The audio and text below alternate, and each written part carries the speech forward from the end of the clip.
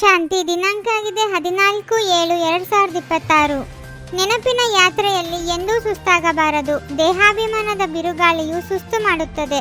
ದೇಹಿ ಅಭಿಮಾನಿಯಾಗಿರಿ, ಆಗ ಸುಸ್ತು ದೂರವಾಗಿ ಬಿಡುವುದು.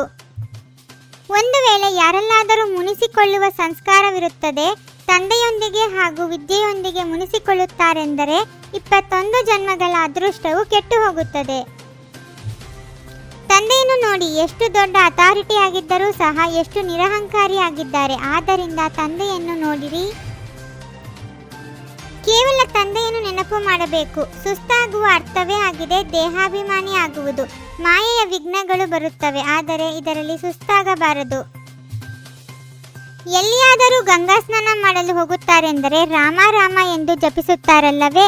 ಇಲ್ಲಿ ನೀವು ಏನನ್ನೂ ಜಪಿಸುವಂತಿಲ್ಲ, ಕೇವಲ ತಂದೆಯನ್ನು ನೆನಪು ಮಾಡಬೇಕಾಗಿದೆ. ಉದ್ಯೋಗ, ವ್ಯವಹಾರ, ಮಕ್ಕಳು ಮೊದಲಾದವರ ಚಿಂತನೆಯಲ್ಲಿ ಶರೀರ ಬಿಡುತ್ತೀರೆಂದರೆ ತಮಗೆ ನಷ್ಟವನ್ನುಂಟು ಮಾಡಿಕೊಳ್ಳುವಿರಿ. ಶಿವ ತಂದೆಯನ್ನು ನೆನಪು ಮಾಡಿರಿ, ಆಗ ಲಾಭವಾಗುವುದು.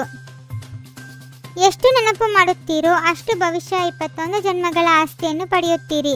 ನೆನಪು ಮಾಡದಿದ್ದರೆ ಬಹಳ ನಷ್ಟ ಉಂಟಾಗುವುದು. ನಾವು ಹೇಗೆ ಪೂರ್ಣ ಆಸ್ತಿಯನ್ನು ಪಡೆಯಬೇಕೆಂಬ ವಿಚಾರ ಮಾಡಿರಿ. ಹೆಚ್ಚು ಹಣದ ಲಾಲಸೆಯೂ ಇರಬಾರದು, ಅತಿಯಲ್ಲಿ ಹೋಗಬಾರದು. ಕಾಯಿಲೆ ಇತ್ಯಾದಿಗಳು ಬರುವುದು ಸಹ ಕರ್ಮಭೋಗವಾಗಿದೆ, ಒಳ್ಳೆಯದೇ ಆಗಿದೆ. ಏಕೆಂದರೆ ಇದರಿಂದ ವಿಕರ್ಮಗಳು ವಿನಾಶವಾಗುತ್ತವೆ. ದೇಹ ಸಹಿತವಾಗಿ ದೇಹದ ನಿಮ್ಮ ಯಾವುದೆಲ್ಲ ಸಂಬಂಧಗಳಿವೆಯೋ ಎಲ್ಲವನ್ನೂ ಮರೆತು ನನ್ನೊಬ್ಬನನ್ನೇ ನೆನಪು ಮಾಡಿ. ಇದೆಲ್ಲವೂ ಸ್ಮಶಾನವಾಗುವುದು. ಅಂದ ಮೇಲೆ ಇದರೊಂದಿಗೆ ಪ್ರೀತಿಯೂ ಬೇಡ. ಈಗಿನ ಕಾಲದಲ್ಲಿ ಮನುಷ್ಯರ ಬಳಿ ಬಹಳ ಹಣವಿರುವ ಕಾರಣ ವಿಕಾರವು ಹೆಚ್ಚಾಗಿ ಬಿಟ್ಟಿದೆ. ತಂದೆಯ ಜೊತೆ ಅಥವಾ ವಿದ್ಯೆಯ ಜೊತೆ ಎಂದೂ ಮುನಿಸಿಕೊಳ್ಳಬಾರದು. ಮುನಿಸಿಕೊಳ್ಳುತ್ತೀರೆಂದರೆ 21 ಜನ್ಮದ ಅದೃಷ್ಟದೊಂದಿಗೆ ಮುನಿಸಿಕೊಳ್ಳುವುದಾಗಿದೆ. ನಾನು ಇಷ್ಟೊಂದು ಮಂದಿಗೆ ತಿಳಿಸಿದೆನು ಎಂಬ ದೇಹದ ಅಹಂಕಾರ ಬರುವುದರಿಂದ ಮತ್ತೆ ಬಿದ್ದು ಬಿಡುತ್ತಾರೆ. ಶಿವತಂದೆ ಎಷ್ಟು ನಿರಹಂಕಾರಿಯಾಗಿದ್ದಾರೆ. ತಂದೆಯ ನೆನಪಿನಲ್ಲಿ ಈ ಪ್ರಪಂಚದೆಲ್ಲವನ್ನೂ ಮರೆಸುವಂತಿರಲಿ. ಯಾರು ನೆನಪಿನ ಯಾತ್ರೆಯಲ್ಲಿ ಪಕ್ಕಾ ಮಸ್ತರಾಗಿರುವರೋ ಅವರ ಸ್ಥಿತಿಯೂ ಸಹ ಬಹಳ ಶಕ್ತಿಶಾಲಿಯಾಗಿರುವುದು. ತಂದೆಯನ್ನು ನೆನಪು ಮಾಡಿದರೆ ಪವಿತ್ರರಾಗಿ ಮನೆಗೆ ಹೋಗುವಿರಿ. ಜ್ಞಾನವನ್ನು ಧಾರಣೆ ಮಾಡಿಕೊಳ್ಳುವುದರಿಂದ ಹೊಸ ಪ್ರಪಂಚದಲ್ಲಿ ರಾಜ್ಯಭಾರ ಮಾಡಲು ಬರುತ್ತೀರಿ. ಶ್ರೀಮತದಂತೆ ನಡೆದರೆ ಹೆಜ್ಜೆ ಹೆಜ್ಜೆಯಲ್ಲಿ ಪದಮದಷ್ಟು ಸಂಪಾದನೆ ಇದೆ. ನಿಮ್ಮ ಯಾವ ಕ್ಷಣ ಪ್ರತಿಕ್ಷಣ ಕಳೆಯುತ್ತದೆಯೋ ಅದರಲ್ಲಿ ಪದುಮಗಳಿವೆ.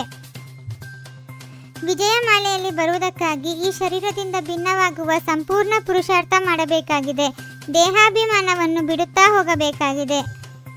ಅತಿಯಾಗಿ ಧನದ ಲಾಲಸೆಯಲ್ಲಿ ಹೋಗಬಾರದು. ತಂದೆಯ ನೆನಪಿನ ವಿನಃ ಬೇರೇನೂ ಚಿಂತನೆ ಇರಬಾರದು.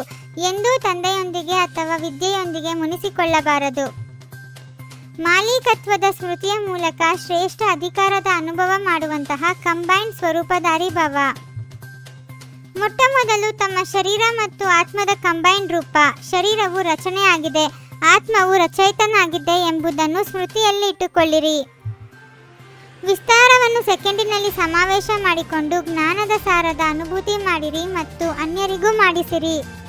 ಓಂ ಶಾಂತಿ. 21 ಜನ್ಮಗಳಿಗೆ 21 ಪರಮಾತ್ಮನ ಮಹಾವಾಕ್ಯಗಳನ್ನು ಆಲಿಸಿ ಹಾಗೂ ನಿಮ್ಮದಾದ ಈ ಚಾನೆಲ್ಗೆ ಲೈಕ್ ಮಾಡುವುದನ್ನು ಮರೆಯದಿರಿ.